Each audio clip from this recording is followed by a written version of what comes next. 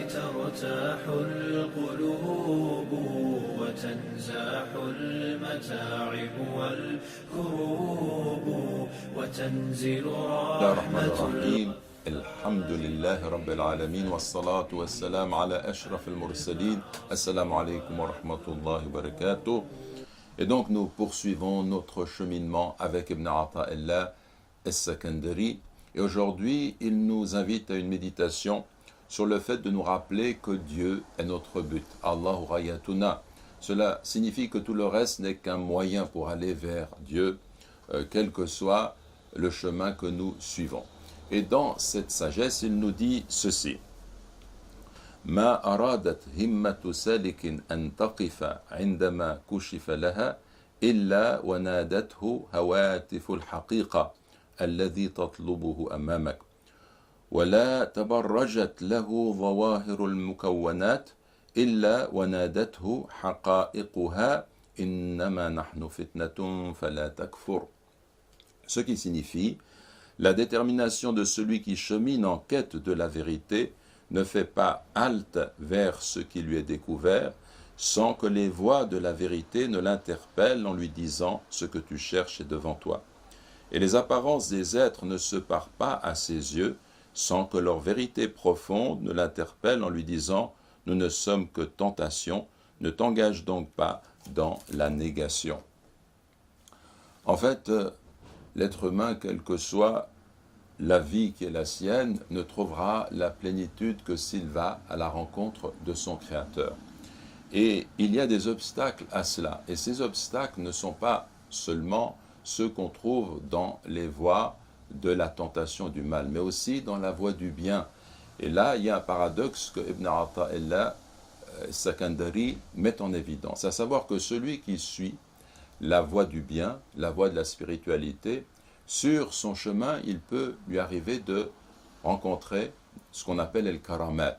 Ce sont les événements, les choses qui sortent de l'ordinaire et qui sont en fait spirituellement des lumières, quelque chose qui éclaire le cœur, qui permet à l'être humain de comprendre des choses qui sont cachées, par exemple, ou bien ce qu'on appelle des miracles, mais ce n'est pas tout à fait el-mu'jizat, les miracles que produisent les prophètes, enfin que Dieu produit pour ses prophètes, mais el-karamat, c'est en fait ces choses extraordinaires qui arrivent à ceux qui suivent la voie spirituelle et qui sont des dons de Dieu qui est noble et généreux. En fait, ces choses-là peuvent arriver et alors ils mettent en garde celui qui suit le chemin de la spiritualité de ne pas être fasciné par ces lumières. Parce que les lumières qui ne sont pas la lumière divine peuvent se transformer en voile. Quelqu'un sur son chemin peut être fasciné par ce qui se produit, par lui-même, par les dons qui lui sont donnés, et cela, ce sont des obstacles. Et donc il ne faut pas s'arrêter à ces lumières, parce que cela reste des moyens. Il faut tendre vers la lumière, c'est-à-dire vers notre Créateur.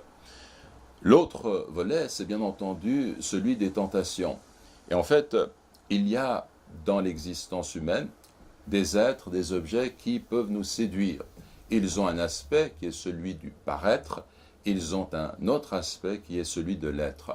Et la plupart des gens ne voient que l'apparence des choses, qui sont fascinés par les beautés de ce monde. Et chaque objet, chaque beauté, chaque objet de séduction peut entraîner l'être humain à tomber dans le piège que représente la vie. Mais le sage, celui dont le cœur est éclairé, eh bien, il ne s'arrête pas aux apparences. Il regarde et il voit au-delà des apparences la réalité des êtres qui dit « nous ne sommes que tentation, il ne faut pas que tu tombes dans notre piège ». Cela est vrai, par exemple, pour la tentation des biens. L'être humain finira par laisser ses biens à ses héritiers, et ces biens ne sont pas des biens parce que, essentiellement, l'être humain est pauvre. Ce qu'il possède ne lui appartient pas dans l'absolu.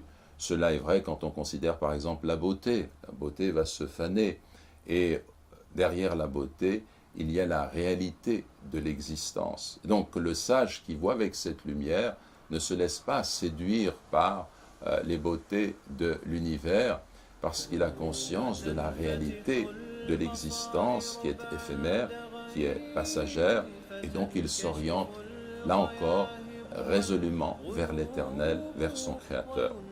وجزاكم الله خيرا والسلام عليكم ورحمة الله وبركاته. جراح في الفؤاد لها ندوب وتطوى ذكريات كالحات لها في الصدر إن نشرات نعيب.